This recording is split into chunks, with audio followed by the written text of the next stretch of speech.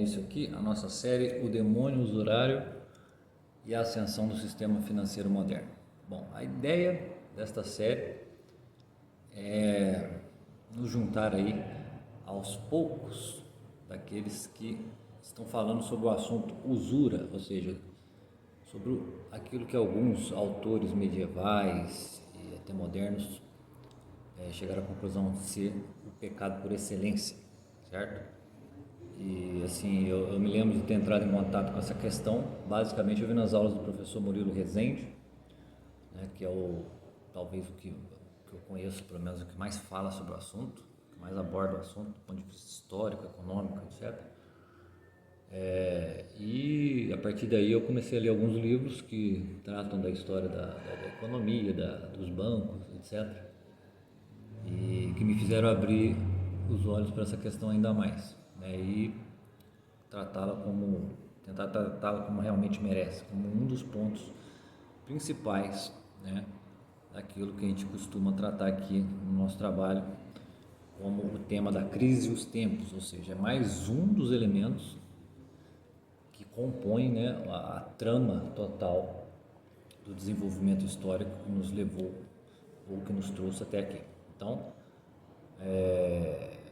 nesta primeira aula, o objetivo central é mostrar como a usura foi historicamente compreendida, né, enquanto um pecado realmente mortal, é um pecado muitíssimo grave, de como a gente não pode esquecer dele e de como a gente não pode perder de vista a noção de que a nossa sociedade inteira ela é arquitetada sobre essa pedra, vamos dizer assim, né, angular, chamada usura.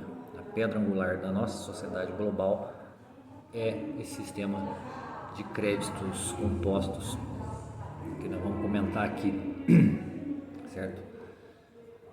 Então a gente precisa, em primeiro lugar, definir exatamente o que é usura, ou ter uma ideia clara do que nós estamos chamando de usura, né? E para isso a gente recorre sempre à tradição, claro, judaico-cristã, certo? E em termos de cristianismo, né, nós vemos uma relação simbólica possível entre o pecado da usura e o próprio pecado original, certo? Porque a gente acredita que ambos representam a transgressão de um limite divino, certo? Essa transgressão deste limite divino, causada principalmente por um desejo, né? O desejo do quê? De domínio, desejo de apropriação ilícita dos bens, certo? E de transgressão também da ordem do mundo, da ordem natural. Então, quando nós vemos o pecado original, a gente vê que Adão e Eva foram seduzidos por uma promessa, né? A promessa de serem como deuses. E daí eles tomam para si o fruto que pertenceria unicamente a Deus, o qual colocou um elemento proibitivo. Então ali eles rompem a ordem natural, né, que seria a ordem da obediência e da confiança na palavra de Deus, na ordem de Deus, na pessoa de Deus. E na questão da usura, em comparação a isso, né, tentando encontrar um paralelo, a gente vê que a figura do usurário, ao cobrar juros, né, sobre o tempo, ou seja, sobre este dom exclusivo de Deus, né, o tempo é divino, ou seja, é uma propriedade de Deus, é algo que Deus cria, né, no conjunto da realidade, para que nós nos desenvolvêssemos espiritualmente, fisicamente, antropologicamente, etc. Certo? Então, ao cobrar juros sobre o tempo, que o tempo é um mecanismo que faz a progressão, a progressão dos valores dos juros cada vez ficar maior, né? A questão do tempo é isso, é a apropriação, domínio sobre um dom divino, né? E outra coisa é, por parte do usurário, querer tornar aquilo que é estéril, infértil, certo? Então, nesse caso, invertendo aí a ordem natural, corrompendo a natureza das coisas. Então, ele se apropria da criação como se fosse o senhor dela, viola a própria natureza, viola a própria moralidade, justiça e caridade, que foram estabelecidas pelos logos divinos, né, na ordem do mundo. Então, tanto o pecado de Adão quanto a usura são tentativas humanas de ultrapassar esses limites estabelecidos por Deus, ou seja, ultrapassar os limites da ordem natural, certo? Pela busca do poder, do domínio, do ganho pessoal, certo? Em contrapartida à ordem natural criada por Deus. Então, na tradição judaico-cristã, a usura vai ser definida essencialmente como, né, aquele ato de cobrar juros compostos, né, sobre um empréstimo de dinheiro. Então, essa é uma definição, né, dentro de um esquema de moral econômica, certo? A economia sendo uma ciência moral, uma ciência ordenada à discriminação moral, e não uma ciência ordenada a uma matriz física no sentido newtoniano da coisa, certo? Então, a economia deve ser tratada, deve ser encarada como uma ciência que está sob o jugo da moralidade, não sob o jugo da matemática, ou da física, ou da ciência mecânica, etc. Como, né, vamos ver que os ingleses, por exemplo, começaram a idealizar com o seu liberalismo, lá, a partir de Adam Smith, etc., esses neoliberais que começaram a transformar a economia, né, mistificar a economia como se ela fosse algo do plano das matemáticas, das ciências exatas. Não é bem isso, certo? Então, mais do que uma simples prática econômica nesse sentido físico ou matemático, a usura compreende uma transgressão moral. Então, a raiz da condenação não está no ganho financeiro per si, mas pela perversão de virtudes, né?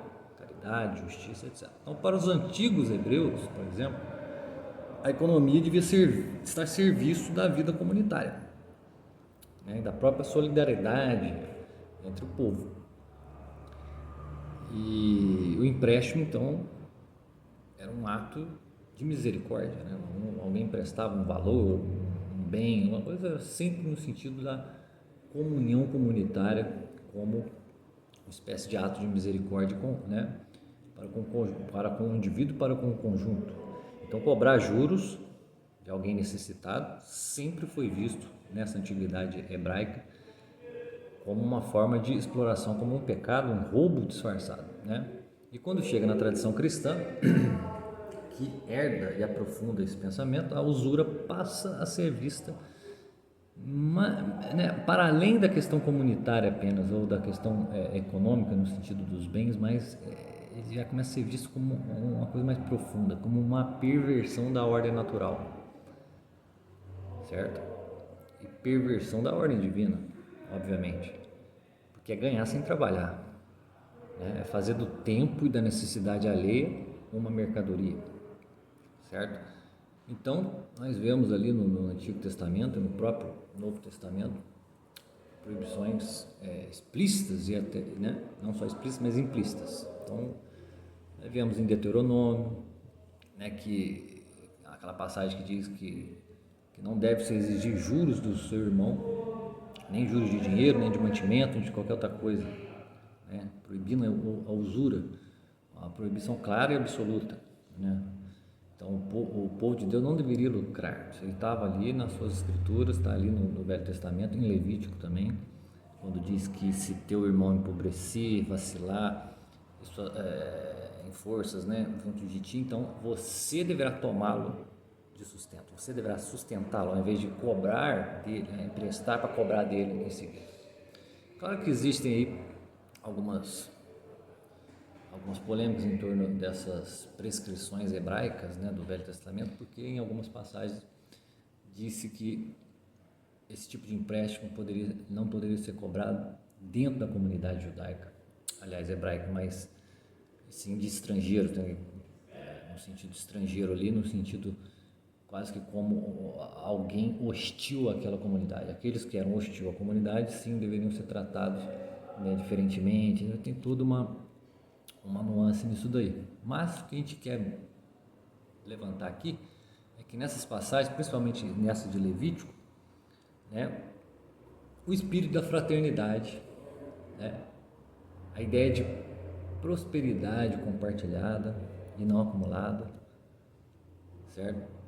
Está meio que conectada à ideia de miséria alheia. Então, como o sujeito está miserável ao seu lado, ele participa da mesma comunidade que você, né, é como se a comunidade como um todo estivesse na miséria.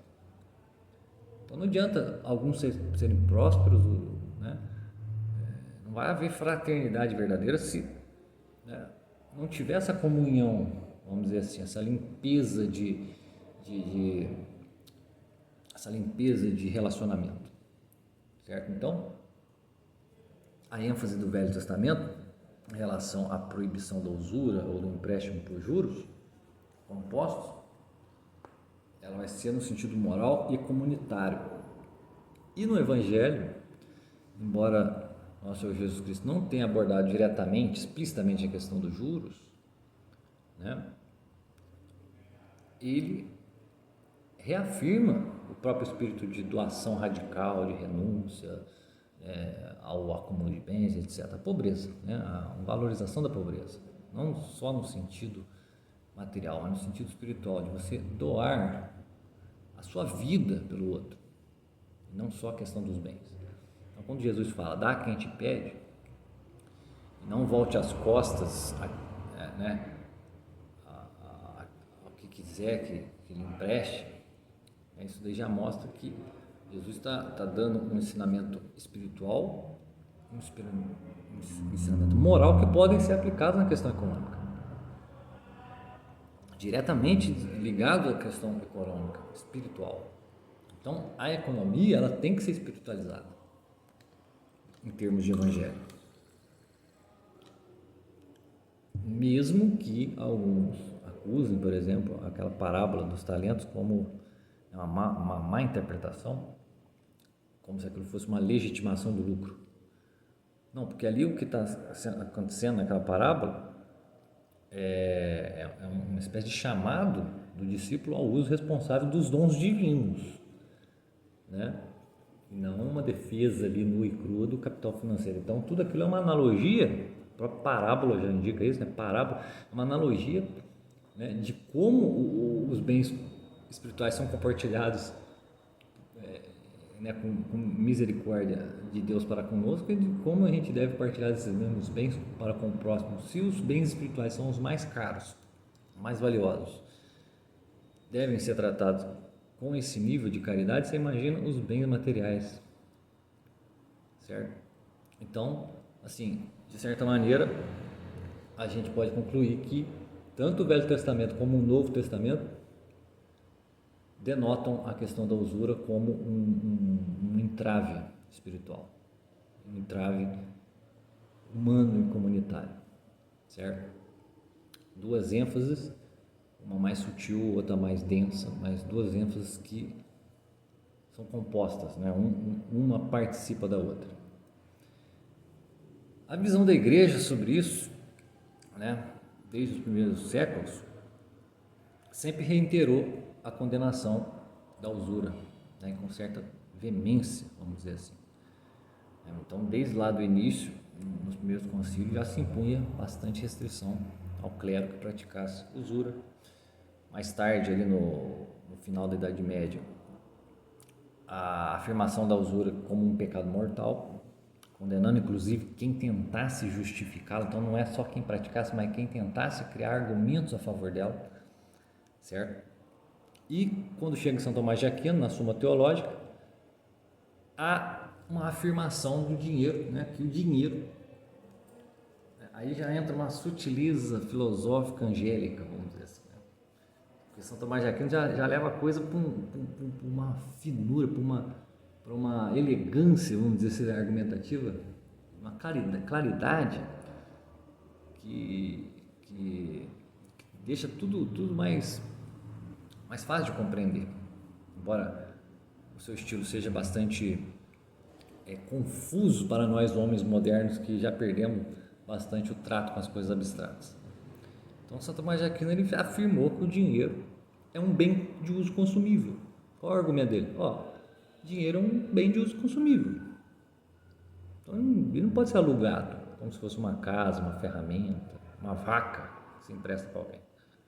Então, cobrar por ele seria como vender algo duas vezes. Ou seja, é anti-realidade, é antinatural, é injusto. A função do dinheiro é consumo. Você pegou o dinheiro, deu na mão do outro e pegou o bem do outro. Aquele dinheiro já deixou de ser seu, já foi consumido pelo, ele está sendo, né? Já foi consumido por você, agora vai ser consumido pelo outro. Certo? Então não há motivos para você criar um duplo daquele valor através dos juros. Certo? Então isso está associado, esse desejo por criar um duplo daquilo que é consumido ou consumível, está associado à questão da avareza, certo? E justamente a avareza leva à desordem e à disruptura social, porque quebra-se o laço de caridade. Durante toda a Idade Média, a usura foi vista com esse panorama, como um pecado, e não como uma transação, não como um contrato, mas como um pecado gravíssimo que clamava ao céu. Inclusive comparado ao homicídio, viu? Comparado ao homicídio. Alguns santos, etc., tratavam a usura como algo pior do que o homicídio. Porque ela mata, não só fisicamente, como espiritualmente, tanto o usurário quanto a sociedade. O Jacques Bossuet, um dos grandes oradores aí sacros, da França do século XVII, ele escreveu um tratado chamado A Usura em seu verdadeiro ponto de vista. Certo? E o que ele está mostrando ali? Que na sua época já começa a haver um processo de racionalização da usura. Por quê? Porque os bancos já estavam começando a se consolidar, A ética financeira já começou a mostrar certos sinais de crise, começou a desviar para uma certa argumentação que tirasse da usura a sua gravidade enquanto pecado. É um pecado, mas vamos começar a tratar a usura como um pecado, um pecado médio, um pecado venial, não como um pecado mortal. O Bossuet, a gente percebe isso ali. Na sua obra ele tenta mostrar isso. Porque o que ele está tentando fazer ali é retomar o ensinamento, a tradição dos padres da igreja, do próprio Santo Tomás de Aquino, que mostram que a usura não é apenas um erro econômico, mas é uma perversão do próprio espírito cristão, uma contrariedade, é um agir anticristão. Então, para ele, a usura é o reflexo de uma alma que já trocou a caridade pelo próprio cálculo, o reino de Deus pelo próprio reino do lucro ou do dinheiro. Então ele vai escrever assim, abre aspas: a usura, mesmo sob formas disfarçadas, é uma injustiça oculta, um roubo sob véu de contrato, fecha as aspas. Então, o que Bossuet está tentando fazer? Já ali no século XVII, ele está tentando alertar que a simples tolerância à usura é o princípio da desorganização da sociedade cristã. É tornar o homem lobo do homem. É dar legalidade, moralidade à ganância, ao pecado. E por que isso? Porque existia uma economia cristã na época medieval. e ela estava intrinsecamente ligada à ideia de tempo. Como a gente falou lá no início, o tempo é divino. O tempo é um dom divino. Uma graça é um dom divino. Uma graça divina. Até que eu falo que a maior riqueza que nós temos é o tempo. Quanto mais tempo a gente tem, mais a gente pode ser mais tempo, a gente tem mais possibilidade de arrependimento, de mortificação, de retificação moral, etc. Nós temos para encurtar nosso tempo do purgatório, escapar do inferno e ir para o céu, virar santo. Então, na economia da cristandade medieval, não pode ser, a economia medieval não pode ser entendida da mesma forma que a gente entende a economia nos dias de hoje, porque ela estava profundamente penetrada na vida espiritual, seja através do calendário litúrgico, nas obrigações, multas dentro da sociedade que era hierárquica e ao mesmo tempo era comunitária, certo? Então o lucro, comércio, acumulação, eles eram tolerados, mas eram tolerados somente se ser subordinados ao quê? Ao bem comum. E o que é o bem comum? É a salvação das almas. Então o tempo na economia medieval não era uma mercadoria, como hoje é uma mercadoria. Ele pertencia a Deus, né? Fazia parte da matriz da realidade, do logos da realidade. Ele era o ritmo da vida, que era marcado, claro, pelas festas religiosas, tempos de jejum, tempo de colheita, os momentos de oração, etc, etc. Então era um tempo qualitativo, era um kairos, né? Repleto de kairos, não só um tempo cronos, puramente quantitativo. Então cobrar juros nesse tipo de conjuntura era mais do que uma injustiça econômica, era um roubo do tempo de Deus, do tempo sagrado. Era uma profanação. Por isso que o usurário, né, era acusado de lucrar enquanto dormia, porque ele não trabalhava, não produzia. Enquanto o trabalhador, aquele que produz, padecia. Certo? Então, aquele que cometia a usura estava convertendo o tempo em mercadoria e rompendo ao mesmo tempo o elo entre trabalho produtivo e ganho legítimo, certo? Então a relação do tempo para com as atividades humanas, principalmente de trabalho, que é realmente o verdadeiro valor da economia, é o trabalho, estavam condicionados a uma ideia qualitativa do tempo. Jacques Le Goff, que é um dos historiadores mais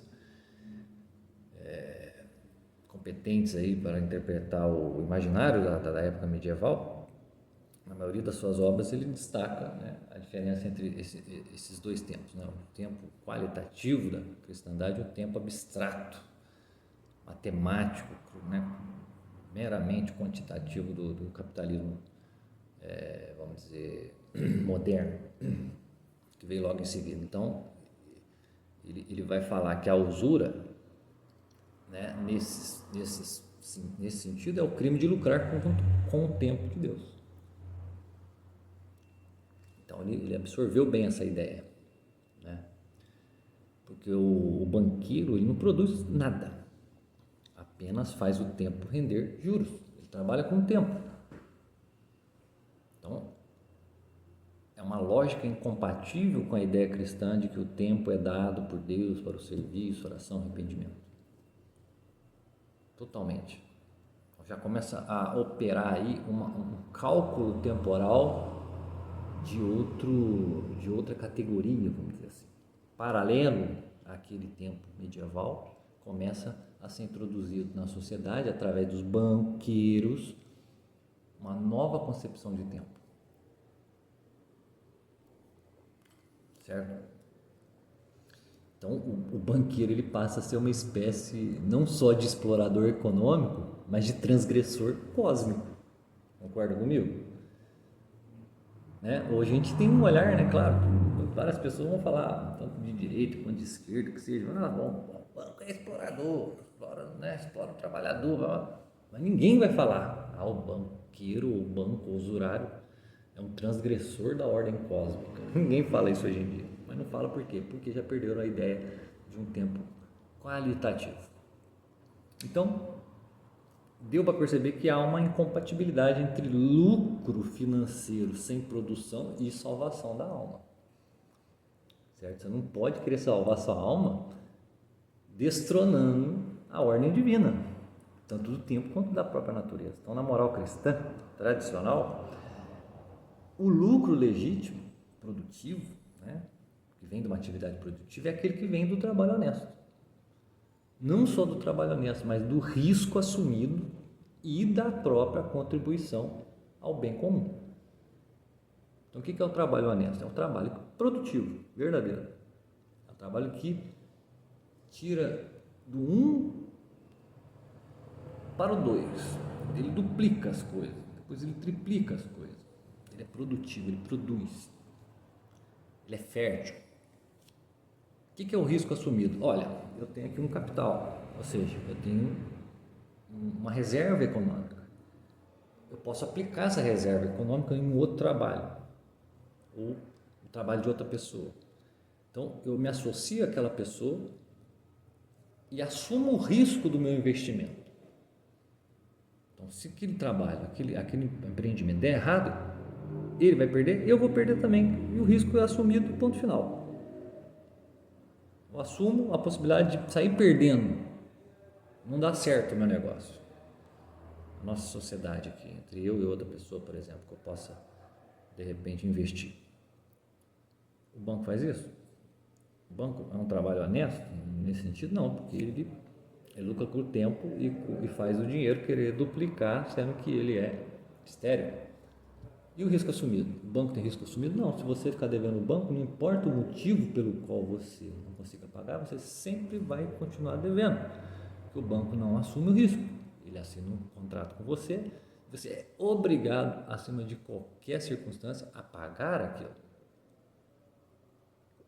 E a contribuição ao bem comum?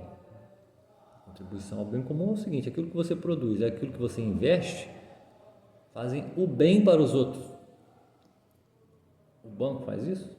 Não. O banco ele só estiola, vamos dizer assim, o bem comum.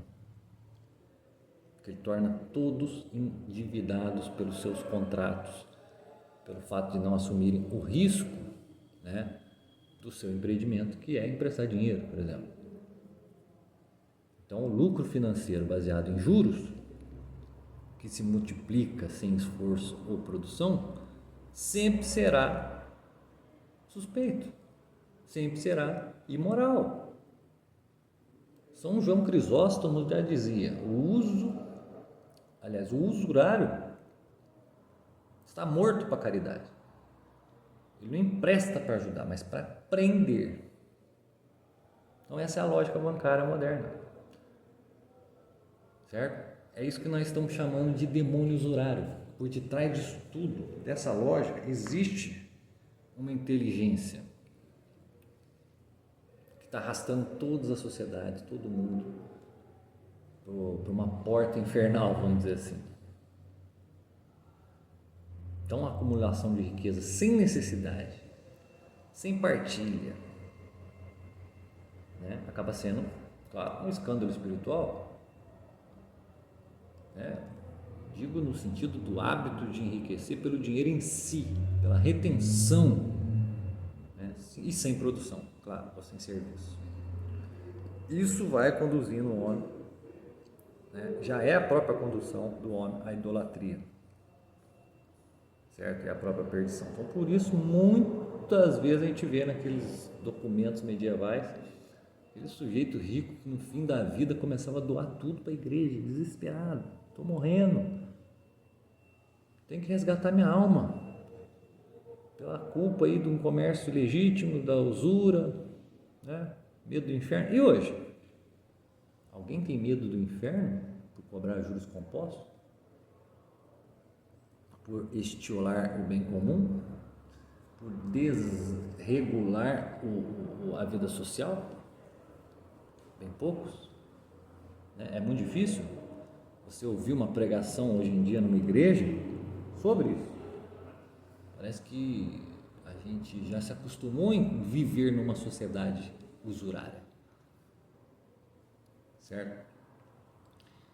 Bom, diante desse panorama, a gente tem que falar aqui algo sobre a figura do judeu. Por quê? Porque o judeu ele se tornou a figura arquetípica do usurário, né, no mundo medieval, certo? Porque na Europa, naquele tempo, os cristãos eram proibidos, né, pela igreja de praticar a usura, mas os judeus, que logicamente não estão submetidos ao mesmo direito canônico, vamos dizer assim, acabaram ocupando o nicho econômico essencial, o que é o crédito. Isso serve para quê? Para legitimar, inclusive, né, o discurso antissemitismo. Os judeus faziam isso porque eles eram discriminados. Os judeus faziam isso naquela época porque eles não podiam participar da sociedade como cristão, porque os cristãos sempre foram, né, exclusivistas. Embora isso tenha alguma realidade, né, porque por certas circunstâncias históricas, por exemplo, os judeus não podiam ter acesso a certas propriedades, a participar de guildas, né, ou entrar nas universidades, sei lá, fez com que isso fazia com que o judeu acabasse se tornando um emprestador, certo? Mas olha só, os judeus, nesse sentido, a gente tem que falar, olha, é uma categoria abstrata quando a gente fala judeu aqui nesse sentido, porque que tipo de judeu que nós estamos falando? Né? A liderança judaica, né, das sinagogas, etc. Ou nós estamos falando do simples fato do sujeito ter a etnia, né, o caractere biológico, sei lá, do judeu, né, ser um membro, um filho, sei lá. Claro que nós estamos falando de uma elite judaica, certo? E essa elite judaica, ela não queria participar de uma guilda simplesmente por participar de uma guilda, ou entrar na universidade simplesmente por entrar. Ele não queria se agregar à sociedade cristã, porque esse grupo, essa elite judaica, né, todas as lideranças judaicas sempre foram contrárias à igreja, ao espírito cristão. Sem medo nenhum aqui de um antissemitismo, né? Não estamos generalizando, né? Estamos falando das lideranças. Estas sim se tornaram usurários oficiais e gostaram muito bem de fazer isso, com toda certeza. Se beneficiaram muito. Então eles emprestavam dinheiro para as monarquias, para a nobreza, para o próprio clero, né? E isso com o tempo acabou gerando, claro, os estereótipos, né, sobre o judeu. Passou a ser visto como avarento, ganancioso, explorador. Mas por quê? Porque existiam judeus que eram avarentos, gananciosos, exploradores, e eles estavam por trás da usura, certo? Aí você vê aquelas caricaturas, né, aquelas imagens como em Shakespeare, né, figura do judeu lá, o Shylock, aquelas esculturas que a gente via em igrejas antigas, né, o Judensal, que é a porca judia, né, a ideia de que os judeus eram, né, responsáveis pela peste negra, envenenando poços, né, corrompendo a fé. Tudo isso daí, igual eu falei, estamos falando do judeu aqui como uma categoria abstrata, né, mas dividida em duas abstrações. Uma abstração é o fato do sujeito ser judeu por nascimento, ou por, sei lá, não tem culpa nenhuma, igual eu sou brasileiro, tem culpa disso? Não tem. Posso ser julgado, não posso ser condenado por isso. Ninguém deve ser condenado por ser judeu, muito menos por ser brasileiro, né? Deve ser um pouquinho pior. mas e aqueles judeus que participavam de uma elite? Justamente essa elite usurária e bancária. Esses sim foram responsáveis por jogar, né, essa caricatura, vamos dizer assim, arquetípica sobre o seu próprio povo, né? A imagem do judeu como um usurário arquetípico fomentou sim uma onda grande de antissemitismo, né? serviu de válvula de escape moral para justificar perseguições, guetizações, expulsões ao longo de toda a Idade Média até da modernidade. Mas aqueles responsáveis por essa tensão, eles foram os principais atingidos por essa onda de violência? Talvez não. Então a gente tem que entender que a imagem baseada aqui nos judeus é a imagem do usurário sob uma certa classe judia,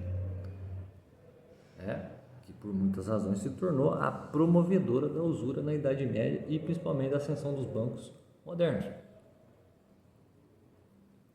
certo?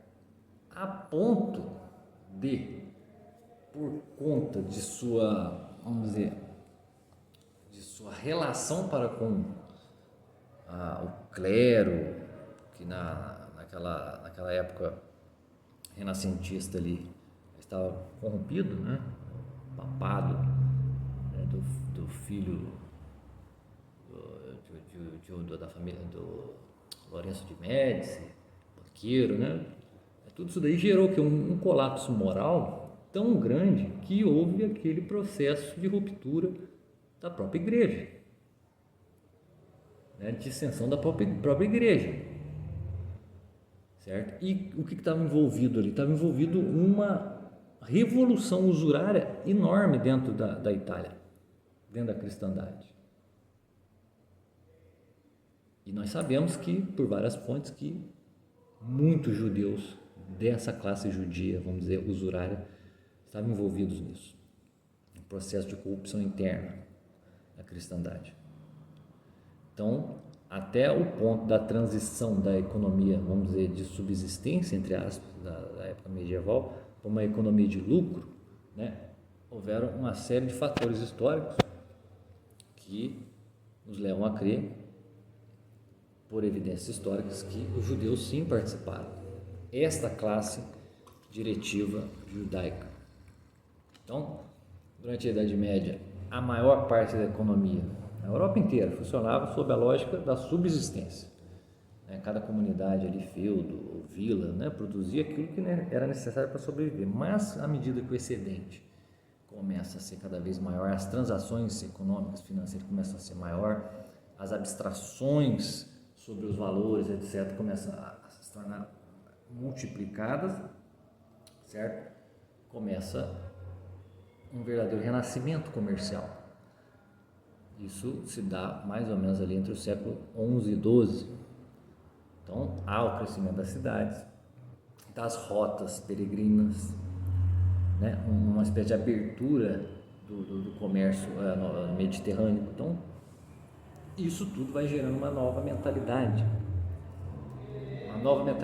financeira, de lucro, onde o trabalho e o comércio vão ser orientados agora não mais pela necessidade local, mas pela possibilidade da multiplicação do ganho. Então, a transição que há aí se deu em meio a diversos conflitos morais. A igreja, de início, né, ela resistiu à ideia de que o lucro pudesse ter um fim legítimo, um lucro nesse sentido de acumulativo, certo? Né? Mas depois ela acabou tendo que se adequar a isso. Por quê? Porque isso estava acontecendo em torno dela, dentro da sua própria sociedade. Né? Dinheiro que se multiplica por si mesmo, sem uma utilidade concreta, era ainda visto como algo natural, ou até mesmo demoníaco, mas ele também é seu vizinho, está acontecendo do seu lado o tempo todo, e as coisas estão se desenvolvendo a partir disso. Como barrar isso? E tem toda a corrupção do clero que há nessa época, etc. Começa. E aí que começam a surgir as grandes organizações bancárias italianas, né? E a partir de prática dos cambistas. Então, começa a surgir esses primeiros cambistas, banqueiros, né? Principalmente nas cidades italianas, ali, Florença, Gênova, Veneza. Então, eles inicialmente eram comerciantes que atuavam na troca de moedas. Os cambistas, né, entre cidades e reinos, etc. Então, para você contrabalancear essa divergência de moedas, então existia um sujeito que fazia a contagem daquilo que era, ó, aqui essa moeda tem um tal peso, ali tem outro, então essa vale tantos terços da outra, etc. Então a prática é legítima na época, é um controle, mas aos poucos, começaram a oferecer certas possibilidades, né? E quais são elas? Os juros, que começaram, né, a se disfarçar sobre a imagem das taxas de câmbio das próprias comissões. Olha, eu estou fazendo esse serviço para você, eu mereço uma comissão. Mas, na verdade, é um juro. Isso aqui é uma taxa de câmbio, mas na verdade é um juro. Então, por facilitar esse tipo de possibilidade, esses cambistas passam-se a se tornar peças-chave aí do comércio internacional. Então, eventualmente, se tornam aliados das monarquias e papados. A família, como lá os Médici, que a gente comentou aqui, começam a acumular poder não apenas financeiro, mas político e cultural. Por quê? Porque ele penetra. A questão do dinheiro penetra em todas as áreas da vida social. Então, esses banqueiros começam a financiar a igreja, artistas, e começam a colocar até papas, filhos seus papas, certo? Mesmo sabendo que a sua atividade era suspeita do ponto de vista cristão, né? Eles tentavam ali de alguma forma legitimar a sua atividade, né? Ali realizando grandes obras públicas, doações para a igreja, sei lá para quê, para artistas, tentando ocultar o estigma da usura através de certos gestos de piedade que pudessem imantar a sua imagem social, certo? Então, nesse contexto, a usura no Renascimento, né, ela é, vamos dizer, um dos elementos chaves aí da crise dos tempos. Por quê? Porque ela começa a preparar o terreno para a modernidade. É ela que cria o Renascimento, que é o motor da modernidade, certo? Justamente porque já estava sendo, a gente já pode diagnosticar nesse período uma patologia moral gravíssima, certo? E prova disso é o crescimento do sistema bancário e da própria lógica do lucro no qual ele se baseia, né? A usura passou a ser mais do que uma questão econômica já nesse período. Ela se tornou uma patologia moral e espiritual, o sintoma da degradação do desejo humano. Tudo estava presente ali. É isso que a gente quer focar aqui nessa primeira aula. O que é a usura? É a degradação do desejo. É o desejo de multiplicar aquilo que não é multiplicável. É uma falsificação da realidade. O usurário, ele não se satisfaz com a realidade. Ele quer sempre mais, ele quer sempre fazer uma mágica. Ele é um mágico, ele é um feiticeiro. Explora o tempo, explora o trabalho, a miséria dos outros. Representa uma alma desordenada, um demônio que perdeu o senso do limite, né, da ordem divina e da justiça divina. Então, o pecado do usurário é semelhante ao pecado, por exemplo, como diz o Dante lá, né, da sodomia. Um é a cara, o outro é a coroa.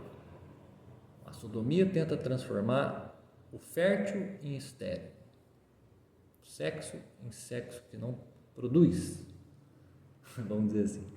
E o usurário tenta transformar o estéril em fértil, ou seja, o metal, né, multiplicando, coisa que não é possível. O dinheiro, coisa que não é possível. Mas isso é algo para a sociedade, algo eminentemente danoso. Então, a usura nesse sentido não é apenas também a transgressão de uma lei moral, ela é a violação da própria natureza das coisas. é a violação também do bem comum, certo?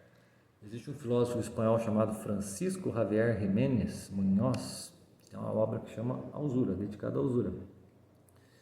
E ele faz uma leitura filosófica, até teológica, né, profunda aí dessa questão. Então, para ele, a usura deve ser entendida como uma desordem do desejo. É um problema do desejo, da concupiscência. É uma forma de idolatria. Ele diz que o usurário ele não quebra um mandamento simplesmente. Ele inaugura um novo culto a partir desse desejo profundamente desregulado. Troca Deus pelo dinheiro. Transforma o próximo, não num outro igual, mas como uma ferramenta, como um meio. Evidentemente que a economia, nesse sentido, perde sua função de servir à vida e passa a organizar a sociedade em torno de uma máquina de lucro, mesmo que isso puxe aí a miséria de muitos. Isso daí é a base do liberalismo, depois que criou seu irmão gêmeo, o comunismo, toda essa desgraça toda veio dessa lógica da usura. Certo? Então, para ele, né, pro Munhoz aí, pro filósofo Munhoz, a luta contra a usura é uma luta antropológica. Por quê? Porque, segundo ele, nós temos que resgatar a centralidade do homem, do trabalho, da justiça contra essa lógica fria do capital que devora tudo e contra, inclusive não só do capital, mas contra os revolucionários que tentam, né, fazer ao meu ver, fazer uma recapitulação do liberalismo no socialismo, né, uma solução sem forma, uma solução que compactua de certa maneira da mesma visão. Então, a usura é a desordem do desejo através da violação da natureza e do bem comum, né? Atentado à ordem natural e que transforma o crédito, que deveria ser um crédito, sempre foi relacionado à confiança. Você tem crédito comigo, vem cá, te dou, presto aqui, quando você puder você me paga. Você pode pegar aqui um pãozinho na padaria, amanhã você me paga. É o crédito, isso é o crédito, certo? Isso foi transformado num instrumento de dominação que destruiu a lógica da generosidade, da misericórdia, etc., da confiança. Então, nas sociedades antigas, vamos dizer assim, o usurário era temido por causa disso, por causa desse rompimento com a ordem do mundo, rompimento da confiança, etc. Ele destruía tudo. Isso aqui é um mal, não poderia, isso aqui é um câncer. Inclusive, a palavra câncer em alemão, eu ouvi numa das aulas do Eugene Michael Jones, que tem um livro excelente, que não vou falar na próxima aula sobre isso, do qual eu aprendi quase tudo que eu sei nesse assunto dali, Barry Metal, o nome do livro. Ele diz que a palavra alemã para câncer, né, tem uma palavra alemã, né, que significa câncer, é quase a mesma palavra que significa usura, é uma deriva da outra, né? E esse câncer hoje é celebrado como um modelo de sucesso, é uma coisa que existe per si, está aí, é a coisa da natureza, normal. A gente nasceu no mundo bancário, então o banco está aí, a usura está aí, e a vida é assim. Todo mundo pensa assim, mas não, isso é uma aberração. A nossa sociedade, em termos globais, as sociedades em termos globais que nós vivemos hoje, ela é uma aberração contra a natureza. Por quê? Porque ela é fruto de uma sociedade, de diversas sociedades anteriores que normalizaram a usura. Certo? Então, pela desumanização da economia, né, nós nascemos dentro de uma estrutura social que não é mais humana, é antinatural e até certo ponto demoníaca. Por quê? Porque a estrutura geral dessa sociedade é baseada num pecado que clama aos céus, um pecado mortal. E a ignorância disso pode nos arrastar a uma vida menos humana. E é o que acontece muito hoje.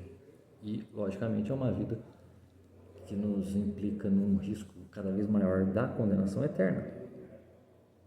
Então, mesmo o sujeito que não é crente, ou seja, que não é católico, não é cristão, ele vai concordar que a vida é uma opressão bancária, né? A vida social hoje é uma opressão bancária. Ele não está nem aí que isso daí é uma transgressão cósmica, e uma transgressão moral, ele está aí porque é algo que dói na pele dele. É um não crente. E o crente sabe que é tanto isso quanto aquilo, ou seja, há um risco infernal na nossa sociedade. Certo?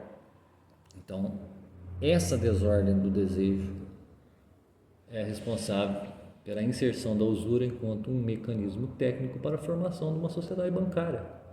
Uma sociedade bancária que cada vez mais vai virando centralizada, unitária, né? Através de uma rede de relacionamentos financeiros a nível mundial, a ponto de nós chegarmos à sociedade do século XXI, uma sociedade altamente tecnológica, altamente controlada e altamente financeirizada. Certo? E é disso que nós estamos falando aqui quando a gente fala o demônio usurário e a formação do sistema financeiro moderno, ou seja, há sim uma inteligência por detrás disso tudo. E nós temos que preparar as nossas inteligências para nos precaver de cair nesse mesmo erro. Entender o processo. Certo? Então, na próxima aula a gente vai falar um pouco sobre o próprio capitalismo, os bancos e até a influência da reforma protestante nesse contexto. É que ela foi um resultado do quê? Da inserção desse desejo desordenado dentro da cristandade, a ponto de ela rachar, né? E isso daí ter feito evoluir um capitalismo aí frio, né? Um capitalismo no sentido não mais da própria economia, né? Do significado da palavra, né? Capitalismo como sinônimo da economia, nem capitalismo como uma forma de um sistema de produção, não, mas o capitalismo no sentido da acumulação financeira de bens, né, e do reino do dinheiro, da moeda. Então vamos falar um pouco sobre isso daí e de tentar demonstrar aí como a crítica à usura, né, o pensamento, a visão sobre a usura foi esvaziada a partir do momento que o sistema bancário foi se fortalecendo após a reforma protestante, depois a modernidade e a fixação desse capitalismo, né, que gerou um câncer gêmeo, né, que é a ideia comunista de sociedade. Então, para todos aqueles que nos acompanharam, muito obrigado, até a próxima e valeu!